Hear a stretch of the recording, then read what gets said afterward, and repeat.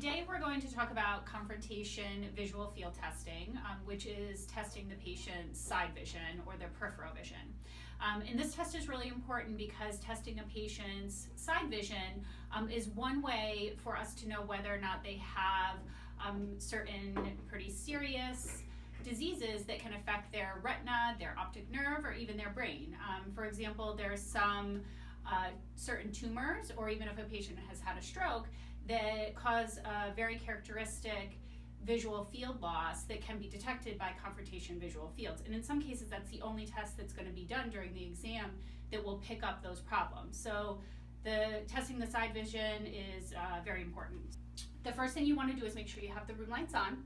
You're going to instruct the patient to take off their glasses if they are wearing glasses, and the patient should be seated for this test.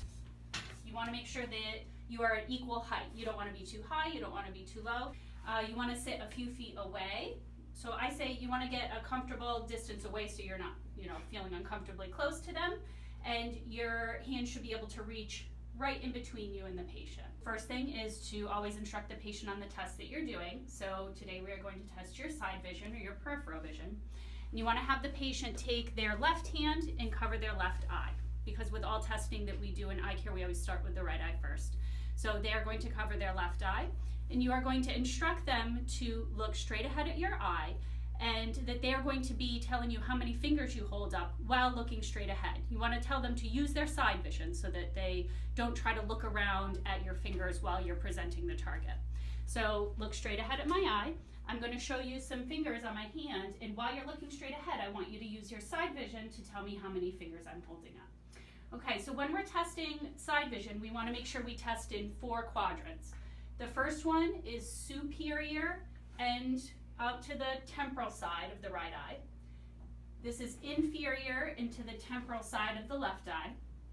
You want to test superior and nasal in the right eye, and then inferior and nasal in the right eye. And then you're going to repeat those 4 for the other eye. Okay, so you're going to keep looking straight ahead.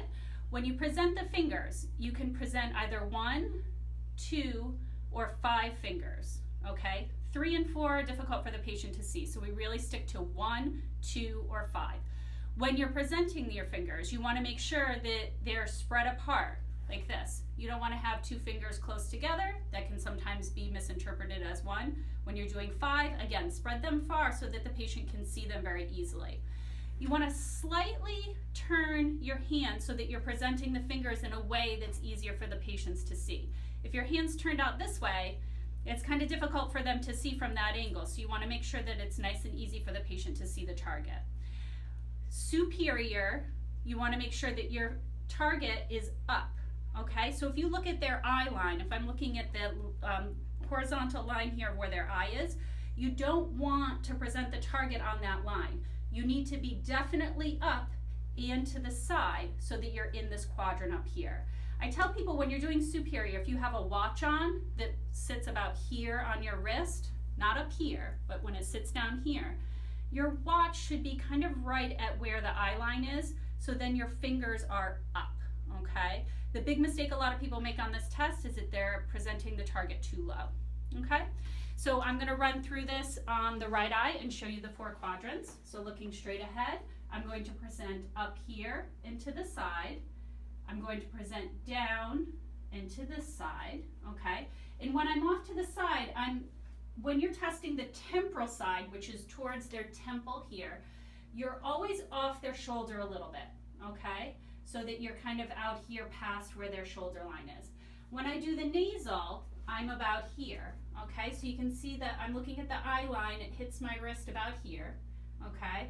And then my fingers are up, and I'm off to the side. We call this nasal because this is the side where the nose is. And I'm, again, a little bit closer on this side, because when you're testing the side vision here, your temporal visual field extends further than your nasal visual field, okay? And that's just because the nose gets in the way. So you want to be right around the shoulders on this side and up. And then down here, I'm off the shoulder just a touch, and I'm definitely down in the side vision, okay? And now we switch to the left eye. Same thing, looking straight ahead. We're going to go about here. You can see my fingers are kind of turned a little bit, nice and wide open. Superior, okay? And then I can go down here and do this side. And then I'm up here to this side. And then I'm down here. And you notice my fingers, I'm presenting the target halfway between the patient and myself. You don't want to be back here. You don't want to be up here. You want to be right in that space between you and the patient. You want to make sure that target's nice and easy to see. You don't want to bend it down, anything like that. Instruct the patient first. I'm going to test your side vision today. I need you to cover your left hand with your left eye.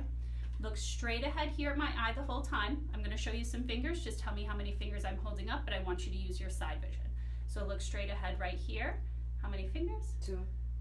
How many fingers here? 2. How many here? 1. And how many here? 5. Good. Now I'm going to have you switch eyes for me. Look straight ahead right here. Same thing. How many fingers am I holding up? 2. How many here? 1. Good. How many here? 2. And how many here? 1. Good. If at some point the patient cannot see your fingers, you want to make sure that you're repeating that test a couple times in that quadrant. So let's go back to the left eye. So looking straight ahead here, if I'm holding it here and she cannot see those fingers, I'm going to keep it right in the same quadrant and I'm going to represent that target 2 more times, okay? And see if she can see it. If she misses the first one but gets the second 2, we say, yeah, that's fine. If she misses it and maybe gets one but then misses the other, that's a situation where you want to make sure that the doctor repeats the test. So if you're sure that there's a defect, the patient is definitely not seeing anything in that quadrant, you record that on the exam sheet and you record it as you're looking at the patient. If there's any type of question where you're not sure if the patient saw it or maybe they're not performing the test properly, they keep looking at your hands, or they're just generally not doing a good job with the test, you want to make sure you just leave a little note for the doctor to have them repeat it. Okay?